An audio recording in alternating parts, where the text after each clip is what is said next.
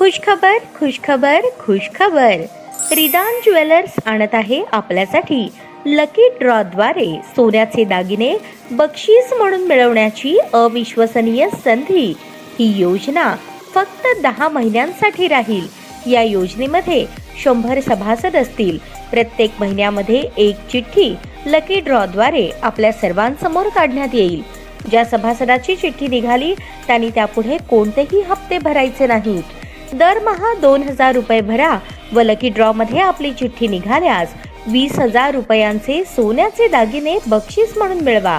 दरमहा 3000 रुपये भरा व लकी ड्रॉ मध्ये आपली चिठ्ठी निघाल्यास 30,000 रुपयांचे सोन्याचे दागिने बक्षीस म्हणून मिळवा. दरमहा 5,000 रुपये भरा आणि लकी ड्रॉ मध्ये आपली चिठ्ठी निघाल्यास 50,000 रुपयांचे सोन्याचे दागिने बक्षीस म्हणून मिळवा. दरमहा 10,000 रुपये भरा व लकी ड्रॉ मध्ये आपली चिठ्ठी निघाल्यास 1,00,000 रुपयांचे सोन्याचे दागिने बक्षीस म्हणून मिळवा.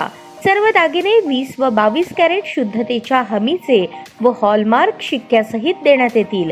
आजच आपली नाव नोंदणी करून लाभ मिळवा. आमचा पत्ता रिदान ज्वेलर्स, चांदणी चौक, फॉरेस्ट, सोलापूर. संपर्क शाबाज हुंडेकरी 86 248 780 06. जाकीर शेख 74 99 10 12 86. नियम व अटी लागू.